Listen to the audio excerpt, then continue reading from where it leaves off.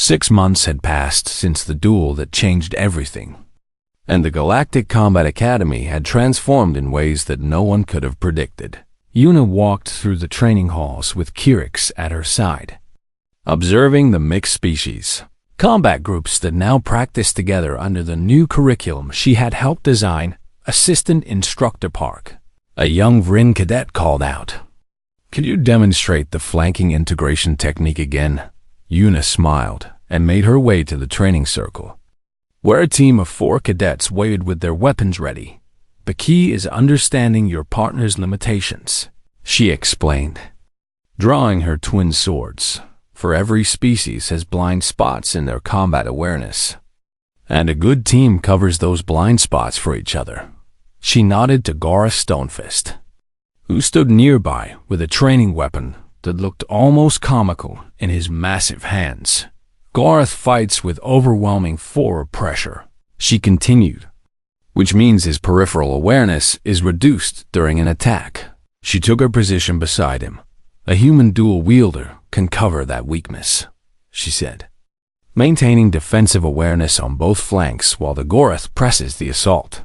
They demonstrated the technique against a group of training drones, moving together in a synchronized dance of destruction that left the mechanical targets scattered across the floor in seconds. The cadets watching broke into appreciative clicks and hisses and other species-appropriate sounds of approval.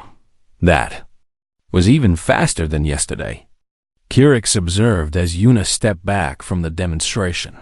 "We have been practicing," Gorath said, and there was something in his voice that might have been pride. It still amazed Yuna how much the massive warrior had changed since their duel, transforming from her bitter enemy into her most dedicated training partner. He had taken her words about learning from each other seriously, spending hours studying human combat philosophy and even requesting cultural materials from Earth's historical archives in return. Yuna had learned the Gareth meditation techniques that allowed warriors to enter a state of focused calm before battle, a skill that had already saved her life in several dangerous training exercises. A chime sounded through the hall, indicating the end of the training period, and cadets began filing toward the exits. "There is a delegation arriving today," Kirix mentioned as they walked together toward the administrative wing. "From the Confederation Military Council, I heard," Yuna said, "and I am supposed to present our integrated combat doctrine to them." "Are you nervous?" Gorath asked. "Should I be?" "Perhaps," he replied, "for the Council has not accepted a new combat doctrine in over 200 years, and there are many who believe that the current methods should not be changed." They reached the presentation chamber to find it already filling with observers, and Yuna spotted Instructor Faithverl standing near the front with an expression she could not quite read. The delegation entered through a separate door, led by an elderly Drenix wearing the ceremonial robes of an admiral, and the room fell silent as she took her position at the observation platform. "We have reviewed the reports from this academy," the Admiral said without preamble, "regarding the new training methods being developed by the human cadet." She fixed her ancient eyes on Yuna. "You claim to have discovered a way to integrate human capabilities with traditional Confederation combat doctrine," she continued, "which would require us to fundamentally reconsider our approach to military training."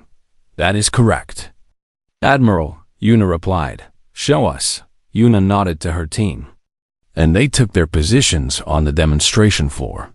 What followed was a display that represented months of careful development and practice, as cadets from 5 different species moved together in combinations that would have been considered impossible.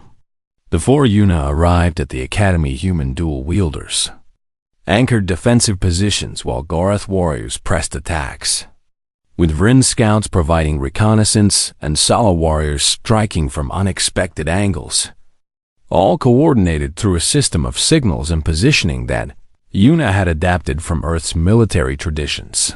The demonstration ended with a simulated assault on a fortified position. The diverse team working together to overcome defenses that would have stopped any single species unit. Silence hung over the chamber for a long moment. Impressive, the Admiral finally said. But integration requires trust between species that has not historically existed in our military structures. With respect. Admiral, Una said, that trust can be built through training and shared experience. Just as it was built among my team here. She gestured to Gorath, 6 months ago. This warrior challenged me to a duel because he believed humans were inferior to his species, she said. And now he fights beside me as a partner and friend because we learned to see past our differences. The Admiral studied her for a long moment. What do humans want in exchange for sharing this advantage? She asked. For every species seeks something when they offer gifts to the Confederation. Una had expected this question and had spent long nights preparing her answer. We want what all young species want, she said. Which is the chance to belong somewhere. She took a breath before continuing. Humans wandered our own world for thousands of years. Fighting and searching for meaning, she said. And when we finally reached the stars, we found that we were not alone in the universe. She looked around the room at the gathered species. We do not want to conquer the galaxy, she said. For we learned long ago that conquest brings only temporary victory and permanent enemies. She lifted her 2 swords, holding them so that everyone could see. We want to protect it, she said.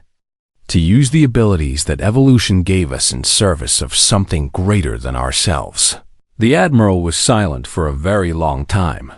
In my centuries of service, she finally said, I have heard many species make claims about their intentions, and most of those claims proved hollow when tested.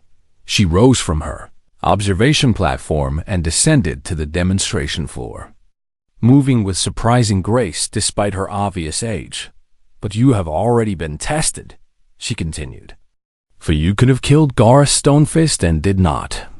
And you could have used your abilities to dominate this academy and instead chose to teach. She stopped directly in front of Una. The Confederation Military Council hereby offers humanity a permanent seat among its members, she announced. In recognition of the unique capabilities your species brings to our collective defense, Una felt the weight of the moment settling onto her shoulders. The understanding that she was no longer representing just herself, but her entire species. We accept, she said, and we will prove worthy of your trust. The Admiral nodded and turned to address the room. Let it be known throughout the Confederation, she declared, that humans are now counted among our defenders, and that a new era of integrated warfare has begun. Later, as the celebration continued around her, Una found herself standing alone by a viewport that looked out at the stars. Kyrix appeared beside her, their forelimbs gesturing in the Vryn expression of pride. You have come very far from the uncertain cadet I guided through orientation, they said. I had good friends to help me. Una replied. Gorath joined them, his massive form blocking most of viewport. What happens now? He asked. Una lifted her twin swords and crossed them before her, watching the starlight gleam along their edges. Now we show the galaxy what humans can do, she said. Not as conquerors, but as partners. She smiled at her friends, at the unlikely family she had found among the stars. And we make sure that anyone who threatens the peace we have built will face the combined strength of every species willing to stand together. She turned back to the stars. That is what being human means, she said quietly. Never giving up, never standing alone, and always finding a way forward when others say it cannot be done. The stars stretched out before her, infinite and waiting, and for the first time since leaving Earth, Unipark felt like she was exactly where she belonged. The arena filled with spectators long before the appointed hour, with cadets and instructors and station personnel crowding onto the tiered seating that surrounded the combat floor. Una stood in the preparation chamber beneath the arena, checking her swords one final time while listening to the rumble of the crowd above. Kirix paced nervously nearby, their forelimbs clicking against each other in a pattern that the translator rendered as extreme anxiety. "You do not have to do this," they said for perhaps the 10th time since morning. "For there is no shame in leaving the academy rather than facing certain death." "There is no certainty here," Yuna replied. "Only probability, and I have beaten bad odds before." A chime sounded, indicating that the duel was about to begin. Yuna walked through the entrance tunnel and emerged into the harsh lights of the arena, where the crowd fell silent as thousands of eyes fixed upon her small form across the combat floor. Gorath Stonefist stood waiting with his ancestral warhammer held across his massive shoulders, the weapon gleaming under the artificial sun that blazed from the ceiling. He was enormous, standing nearly 3 meters tall on 4 pillow-like legs, with arms thicker than Yuna's entire torso and a face that showed no emotion whatsoever. An elderly Sala slithered to the center of the arena, serving as the official witness required by the ancient rite warriors, they announced, their voice amplified by hidden speakers. "You have invoked the right of Kaithalan, and by Confederation law, this combat will continue until one participant yields or is rendered incapable of continuing." They paused to look at each fighter in turn. "There are no other rules," they said. "An interference from any outside party will result in immediate disqualification of the fighter being aided." The witness retreated to the edge of the arena. "Begin," they declared. Gorath charged immediately, his warhammer sweeping through the air with enough force to crush starship plating. And Yuna dove to the side, barely in time to avoid being obliterated. The hammer struck the arena floor with a thunderous crash, leaving a crater in the reinforced material. And Gorath was already spinning for a follow-up strike before the dust had settled. Yuna understood now why Kethviral had called him predictable. For the Gorath fought with overwhelming power rather than tactical subtlety, assuming that no opponent could withstand his assault long enough to exploit any weakness. But predictable did not mean easy to defeat. She danced between his strikes, her smaller size allowing her to move in ways that the massive warrior could not follow. But every swing came close enough to brush the air against her face. Her left sword deflected a blow that would have taken her head off, the impact jarring her arm so badly that she nearly dropped the weapon. And she realized that she could not afford to block his full strength directly. The crowd roared with every near miss, their cheering creating a wall of sound that made it hard to focus. Yuna waited for an opening. It came when Gorath overextended on a horizontal sweep, his momentum carrying the hammer past her as she dropped low and rolled inside his guard. Her right sword scored a shallow cut across his forearm, while her left blade drove toward his exposed flank. And he bellowed in surprise and pain as both strikes connected. First blood had been drawn. Gorath stumbled backward, staring at the wounds on his arm and sighed with what looked like genuine shock.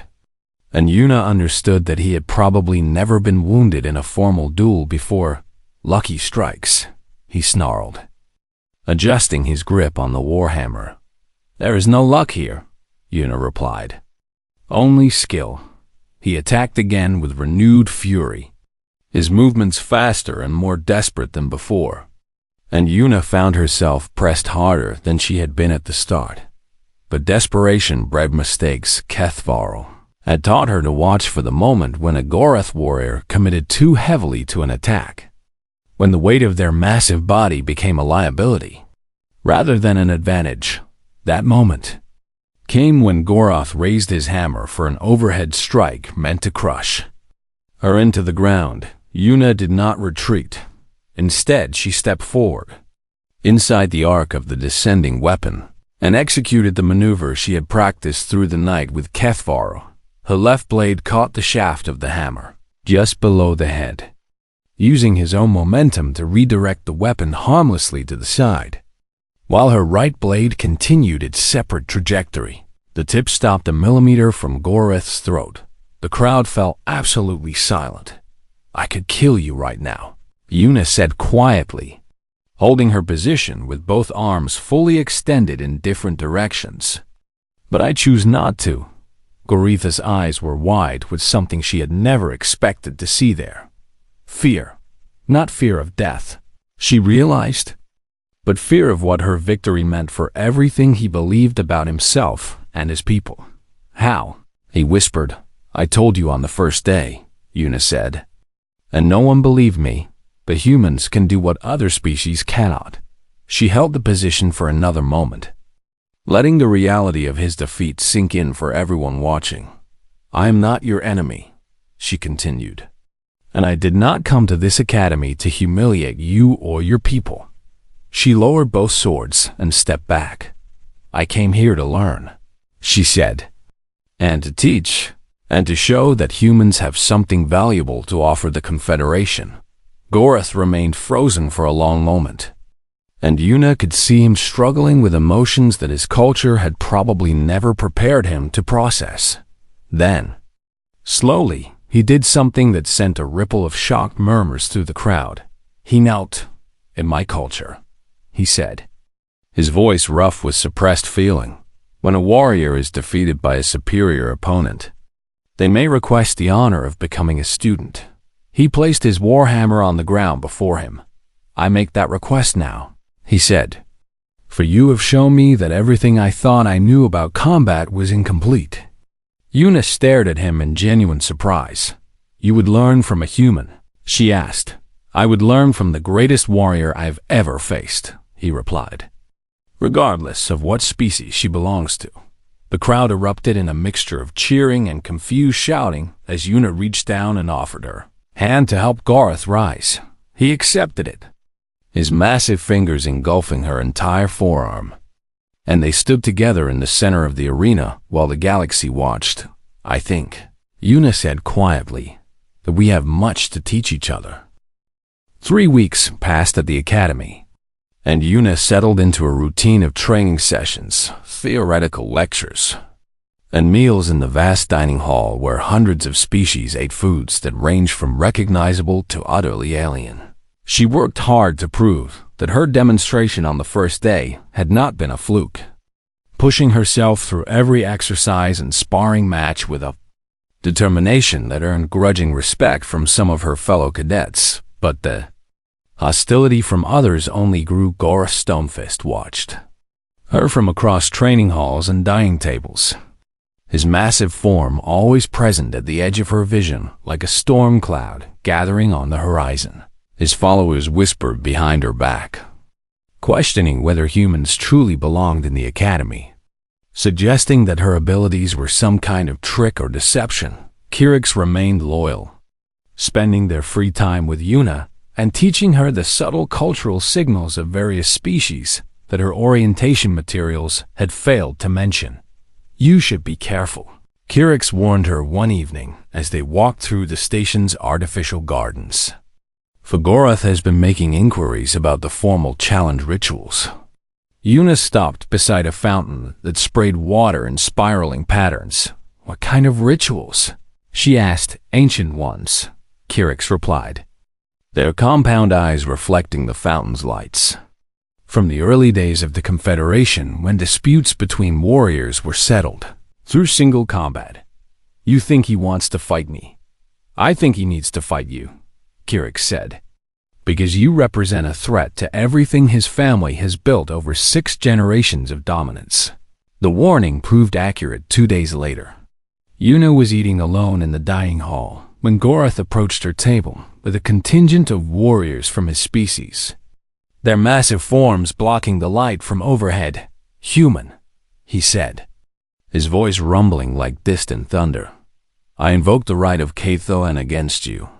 The hall fell silent, and Yuna saw even the serving staff freeze in place. "I do not know what that means," she admitted, setting down her eating utensils. "It means that I challenge you to formal combat," Gorath explained. "A duel to resolve the question of which species produces the superior warrior." A Sala administrator slithered forward with obvious concern. The right of Cathalan has not been invoked in decades. They protested. And it requires sanctioning from the Academy's leadership before. The right cannot be refused, Gorath interrupted. Nor can it be delayed by bureaucratic interference. For it is protected by Confederation law as a matter of warrior honor. He turned his attention back to Yuna. You have until tomorrow's sunset to accept, he said. Or you will be marked as a coward unworthy of training among true warriors. He turned and walked away without waiting for a response. His followers parting to let him pass before closing ranks behind him. Kyrix appeared at Yuna's side moments later. This is very bad, they said. For Gorath has killed opponents in formal duels before, and the Academy cannot intervene once the right is invoked. Then I will have to make sure he does not kill me, Yuna said quietly that night. She trained alone in an empty practice hall, running through forms and combinations, until her muscles burned and sweat dripped from her face. She was so focused on her movements that she did not notice she had an audience until a voice spoke from the shadows.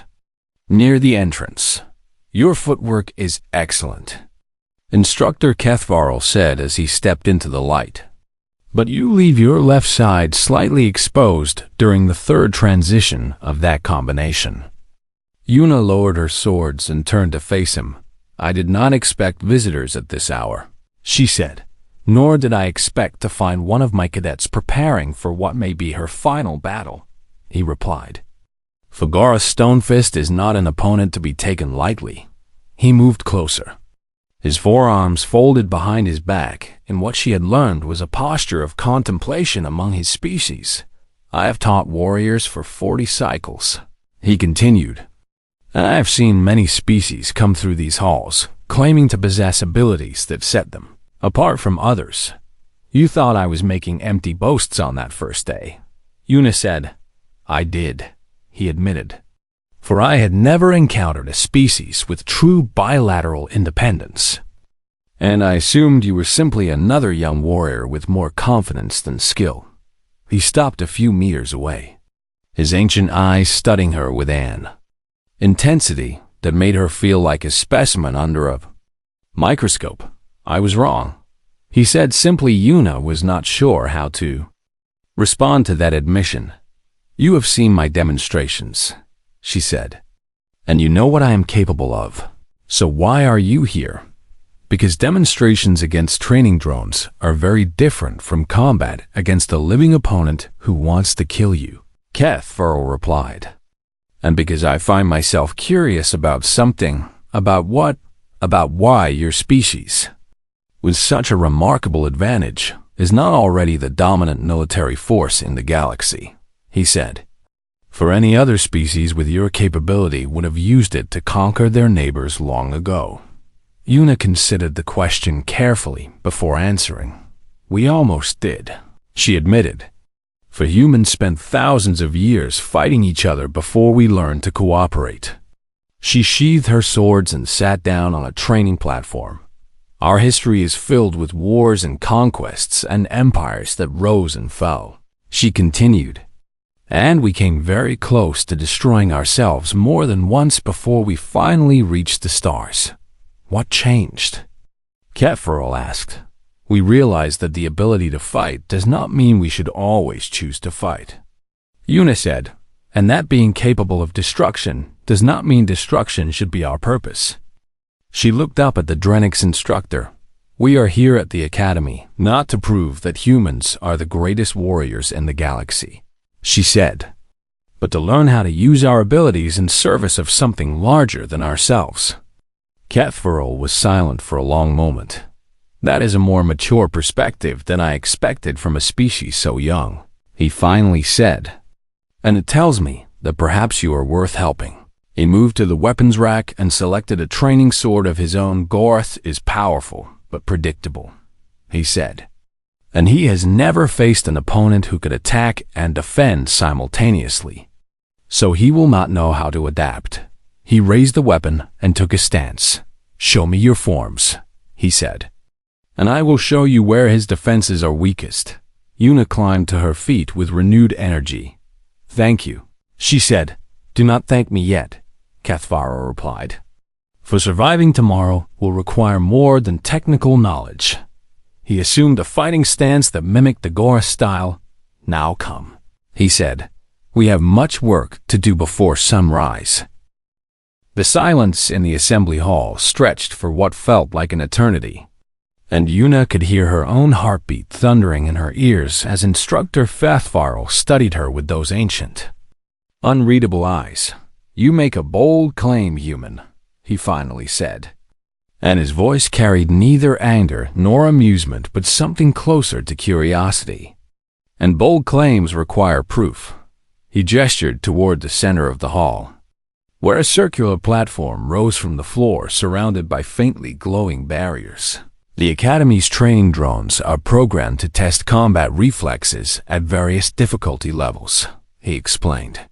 "And if you truly believe you can wield two weapons independently, you may demonstrate against them." Yuna walked toward the platform without hesitation, though she could feel the skeptical gazes of her fellow cadets burning into her back with every step. She had faced doubt before, had spent her entire military career proving herself to commanders who underestimated her because of her size or her youth, or simply because she was human in a galaxy that still viewed her species as newcomers. The platform hummed beneath her feet as she took her position, and 6 spherical drones rose from hidden compartments along the edges, their surfaces bristling with padded training appendages designed to simulate weapon strikes. "Level 3 difficulty," Cathfaro announced, "which should be adequate to expose any weakness in divided attention." The drones activated with a collective whir, and then they attacked. Yuna moved. Her left blade swept up to deflect a strike coming from her 9 o'clock position, while her right blade simultaneously thrust toward a drone approaching from her 3. And her body twisted between them in a motion that felt as natural as breathing. She did not think about what each arm was doing because she did not need to, for her grandmother had trained her since childhood to treat the two swords as extensions of a single will expressed through separate limbs. A drone tried to exploit what should have been a gap in her defense when she committed to an attack, but her other blade was already there, moving on its own trajectory without any pause or hesitation from the striking arm. She spun and slashed and parried, her feet dancing across the platform in patterns she had practiced 10,000 times. And within 30 seconds, all 6 drones lay scattered and deactivated around her. The barrier flickered off, and Yuna stood in the center of the platform, breathing hard but unharmed, her 2 swords still raised in ready positions. The hall remained absolutely silent. "Impossible," a Sala cadet hissed from somewhere in the crowd. "She must have implants or augmentation of some kind." Instructor Cathfaro raised one of his hands for silence, and his expression had shifted from curiosity to something that looked almost like wonder. "Medical staff," he called out. "I require a full neurological scan of this cadet immediately." 2 Academy physicians approached with scanning equipment, and Yuna lowered her swords to allow them to work, pressing sensors against her temples and the base of her skull while holographic displays flickered to life above their instruments. The results appeared on the main display for everyone in the hall to see, and Yuna heard gasps and clicking and hissing from the assembled species as they struggled to interpret what the data showed. "Extraordinary," one of the physicians murmured, tracing a finger along the neural pathway diagram. "The corpus callosum is far more developed than any species in our database." Cathfaro stepped closer to examine the display, his forearms unfolding to point at different sections of the scan. "Explain this for those who are not medical specialists," he commanded.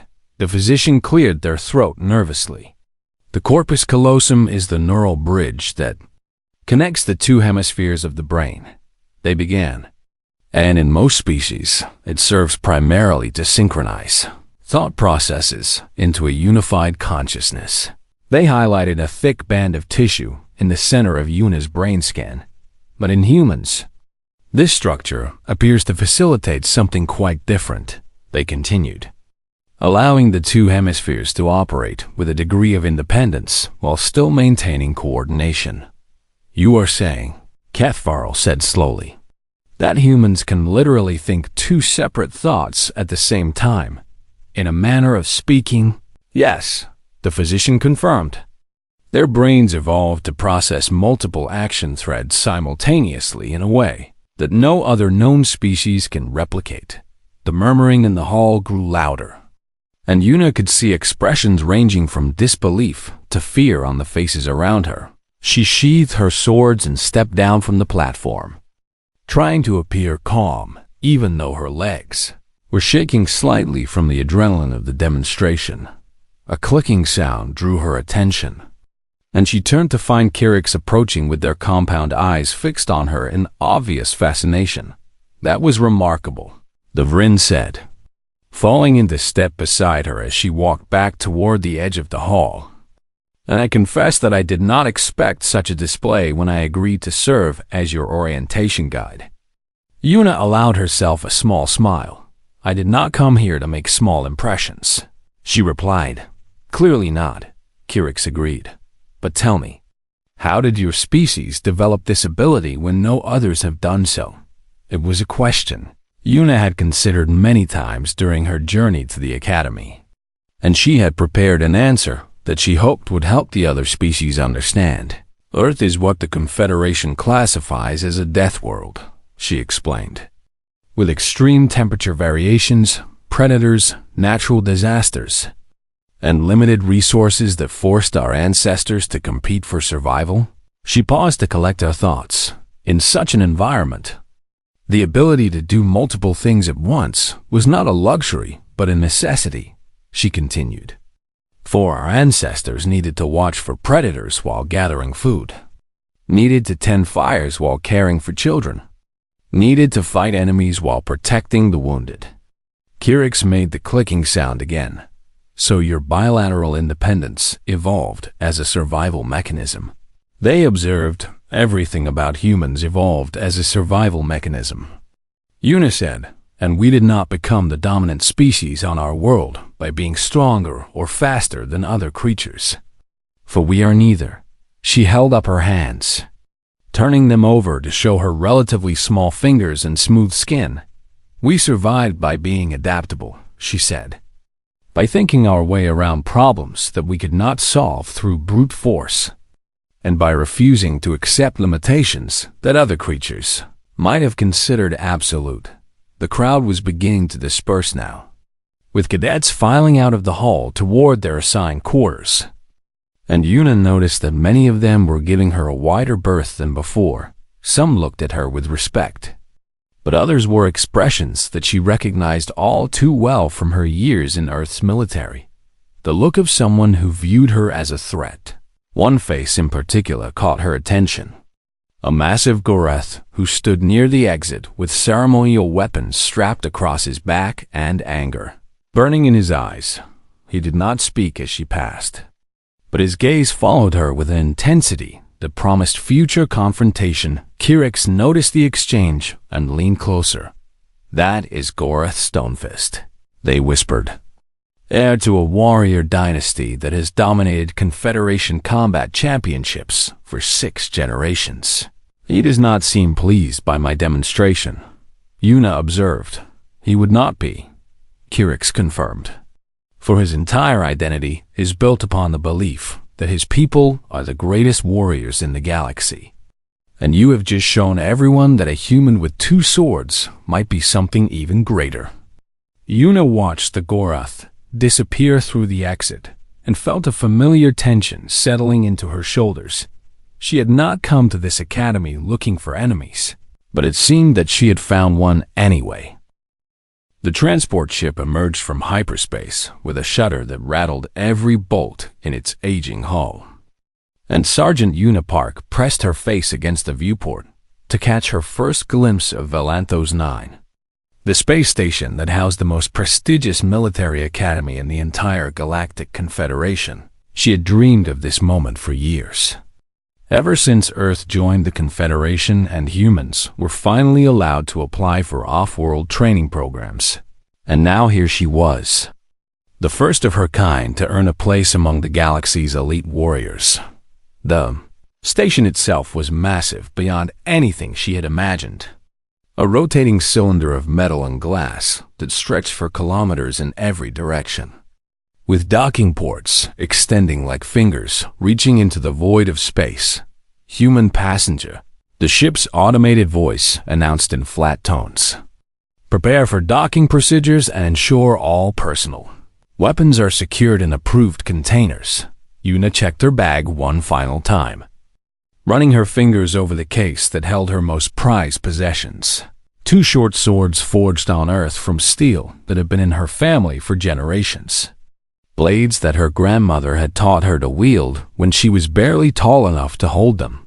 The docking clamps engaged with a metallic clang, and Yuna stepped through the airlock into her new life. The first thing that struck her was the smell. A mixture of recycled air and something vaguely floral that she could not identify, followed immediately by the noise of dozens of species talking in languages her translators struggled to process.